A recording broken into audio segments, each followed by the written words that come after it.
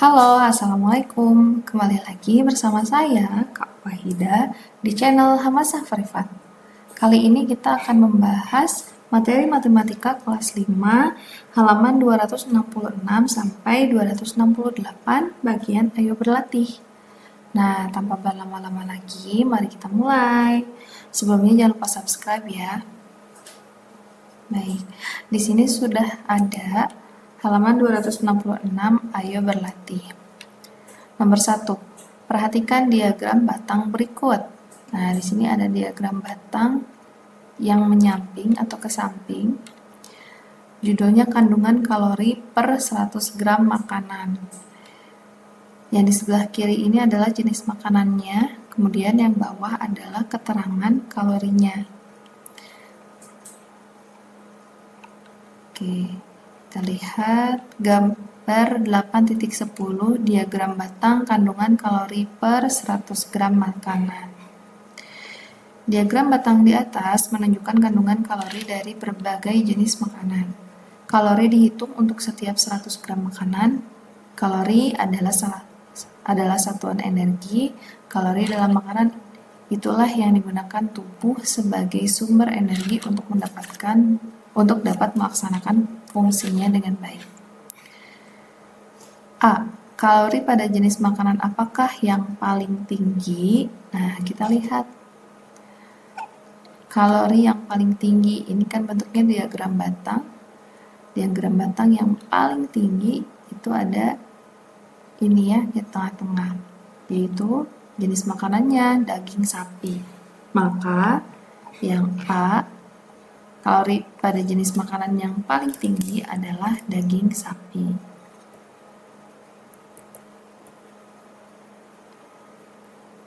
Kemudian B, kalori pada jenis makanan apa yang paling rendah? Kita lihat lagi diagramnya. Batang yang paling sedikit atau paling pendek. Ada di yang paling bawah, ini sayuran hijau. Maka di B, jawabannya adalah sayuran hijau. Kalori yang paling rendah. Kemudian C, berapakah kandungan kalori yang terdapat pada 100 gram tempe goreng? 100 gram tempe goreng, ini ya tempe goreng, kita lihat kalorinya ada di berapa. Nah, garis yang merah-merah ini jaraknya ada 20. Di sini 20. Artinya, apabila diagram batangnya berhenti di sini itu 220. Jaraknya 20 lagi, artinya di sini 40, 60, 80, dan jaraknya 80, 200, 80, 20, selanjutnya adalah 300.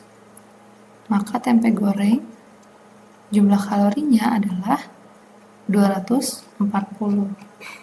Kita tulis kandungan kalori pada 100 gram tempe goreng adalah 240 kalori.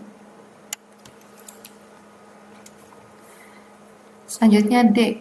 Dalam satu kali makan, Asep makan 50 gram nasi putih, 50 gram daging ayam, dan 100 gram sayur bayam. Berapa kandungan kalori dalam semua makanan yang dimakan Asep? Nasi putih, kita lihat dulu nasi putih itu kalorinya berapa? Nah, dia melewati satu garis itu nilainya 20, 120, kemudian ada di tengah-tengah, antara 20 dan 40, artinya 30 ya di sini, 130. Nah, nasi putih 130 apabila 100 gram, yang dimakan Asep 50 gram, artinya setengahnya. Setengah kalori dari nasi putih itu artinya 130 dibagi 2, yaitu 65, 65 kalori. Kemudian 50 gram daging ayam. Kita lihat daging ayam kalorinya adalah 260. Asep makannya hanya 50 gram, artinya setengahnya 260 dibagi 2 itu 130. tulis 130 kalori daging ayam. Selanjutnya adalah 100 gram sayur bayam atau sayuran hijau. Ini kalorinya adalah, kalau di garis pertama 20, 40, 60. Nah, kalori dari sayuran hijau adalah 60. Asep memakannya 100 gram, artinya 60 kalori. Kita jumlahkan. 6 tambah 3, 9 tambah 6, 15, 255. Maka kandungan kalori dalam semua makanan yang dimakan Asep adalah 255 kalori. Selanjutnya E. Kebutuhan kalori anak usia 10-12 tahun adalah sekitar 2000 kalori. Untuk anak perempuan adalah 2100 kalori. Untuk anak laki-laki, dalam satu hari Lukas makan 300 gram nasi putih, 200 gram nasi daging ayam, dan 100 gram sayuran hijau. Ia masih makan makanan ringan yang mengandung 300 kalori dan satu bungkus mie instan yang mengandung 350 kalori per bungkus. Menurutmu apakah makanan yang dimakan Lukas kalorinya berlebihan? Mengapa demikian? Nah, kita hitung dulu. 300 gram nasi itu kalorinya berapa? Gram nasi. 100 gram nasi itu kalorinya adalah 130 ya. Kita cek lagi nasi. Nasi putih, betul 130. Yang dimakan oleh Lukas itu adalah 300 gram, maka 3 kali lipat. 3 kali 130 adalah 390.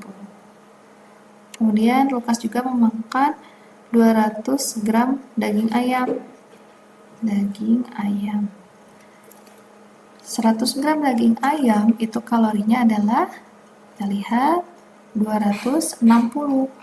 Maka apabila Lukas memakannya 200 gram, artinya 2 kali lipat. 2 kali lipat dari daging ayam, yaitu 520. Kemudian Lukas juga memakan 100 gram sayuran hijau. Sayur itu tadi kalorinya berapa? 60 ya. 60. Ia masih makan makanan ringan mengandung 300 kalori, kita tulis 300, dan 350 kalori mie instan. Nah, kalau sudah, kita jumlahkan 9 tambah 2, 11 tambah 6, 17, 17 tambah 5, 22, 2 tambah 3, 5, 5 tambah 5, 10, 10 tambah 3, 13 tambah 3, 16. Kalori yang dimakan Lukas per hari itu adalah 1620. Nah, sedangkan kebutuhan kalori untuk anak laki-laki per hari itu adalah 2100. Nah, maka makanan yang dimakan Lukas kalorinya berlebihan? Tidak, ya, tidak berlebihan. Mengapa demikian? Karena masih di bawah batas kebutuhan harian anak laki-laki, ya.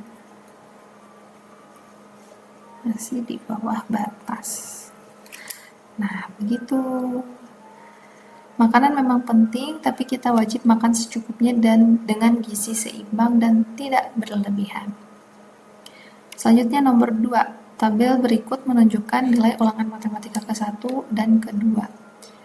Asep dan teman-temannya. Nah, ini ada tabel 8.12 daftar nilai ulangan matematika. Ada nama-namanya, kemudian ada nilai ulangan ke-1 dan nilai ulangan ke-2. Kita lihat tugasnya. A. Buatlah diagram batang ganda dari data tersebut. Nah, silakan teman-teman buat di bukunya masing-masing diagram batang ganda. Kurang lebihnya, bentuk diagram batangnya akan seperti ini. Daftar nilai ulangan matematika. Yang warna hijau adalah nilai ulangan ke-1, kemudian yang biru adalah nilai ulangan kedua. Yang di bawah adalah nama-namanya, kemudian keterangan yang di samping itu adalah nilainya. Kita lihat pertanyaan selanjutnya. Kalau sudah dibuat, kita jawab yang B. Jika dibandingkan antara nilai ulangan ke-1 dan kedua, nilai siapakah yang mengalami kenaikan paling tinggi? Kita bisa lihat dari diagram batang yang sudah kita buat. Kenaikan yang paling tinggi dari ulangan ke-1 ke nilai ulangan kedua. Hijau ke birunya itu tinggi. Nah, kita lihat di sini ada 50, kemudian 90. Naiknya langsung. Siapakah itu? Ini koma. Maka yang mengalami kenaikan paling tinggi adalah koma. Selanjutnya yang C, nilai siapakah yang mengalami penurunan paling banyak? Kita lihat lagi diagram batangnya. Penurunan yang paling drastis hijau ke biru.